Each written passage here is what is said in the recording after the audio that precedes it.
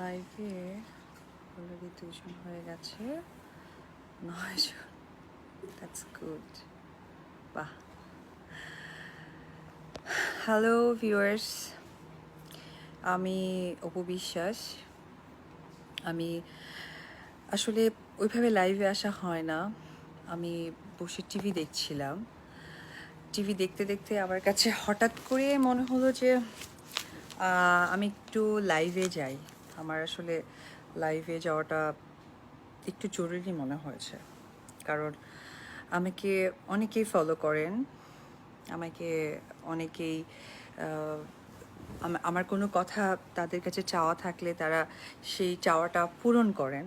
আমার সেই বিশ্বাস তাদের প্রতি আমার আছে। তো সেই জায়গা থেকে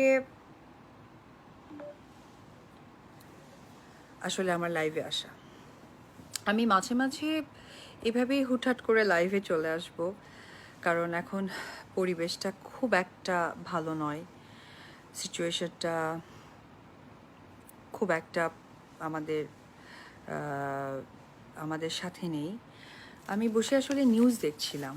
নিউজ দেখতে দেখতে আমি বেশ কিছু জিনিস দেখলাম। সেটা হচ্ছে আজকে আমাদের প্রাণহানি হয়েছে 101 জন, আর আমাদের নতুন করে আক্রান্ত হয়েছে 2922, এবং আমাদের বিগত দিন থেকে পর্যন্ত আক্রান্ত হয়েছে 7,45,322 জন। খুবই দুঃখজনক। সত্যি কথা বলতে গেলে আমি একটি কথাই বলতে চাই, অতীত থেকে আমাদের সকলের শিক্ষা নেওয়া উচিত। যখন আমাদের এই মহামারী শুরু হয়েছে, তখন যে পরিস্থিতি আমরা মোকাবেলা করিনি, আজকে তার থেকে কঠিন পরিস্থিতি আমরা মোকাবেলা করছি।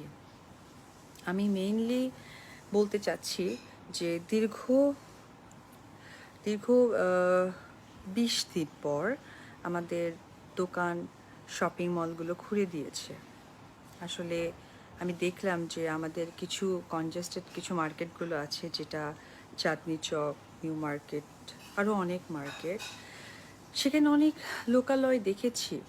অবশ্যই আপনারা যাবেন, কিন্তু সবাই মনে রাখবেন যে আমাদের পরিস্থিতি আসলেই আমাদের মাঝে নেই। আমাদের পাশের দেশ ইন্ডিয়াতে কি মহামারী যাচ্ছে।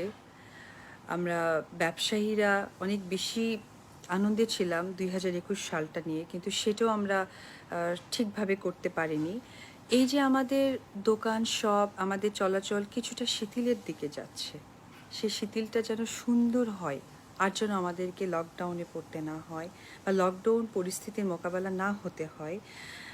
তার জন্য আমাদের সকলের উচিত স্বাস্থ্যবিধি মেনে সুন্দরভাবে আমাদের পথ চলা।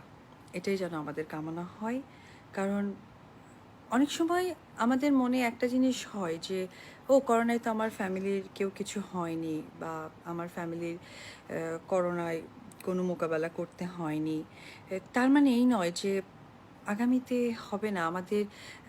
আমাদের যদি স্বাস্থ্যসম্মত আমরা না রাখি, আগামীতে যে হব না তার তো কোনো শিওর নেই। তার জন্য আমি চাই যে আমাদের যেন সবাই পরিবার নিয়ে আমরা সুখে থাকি, সবাই পরিবার নিয়ে যেন আমরা শান্তিতে থাকি।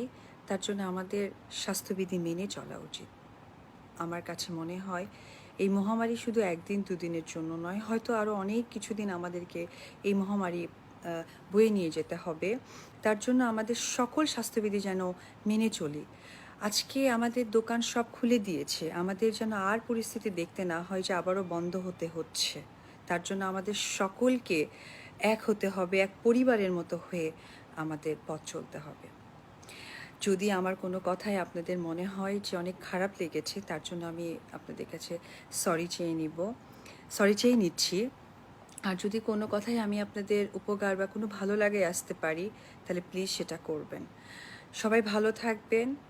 এখন থেকে আমাদের লকডাউনটা শিথিল করেছে, স্বল্প স্বরে কিছু পরিবহন চলবে, আমাদের দোকান খুলেছে, সামনে ঈদ, সবাই আনন্দ করুক।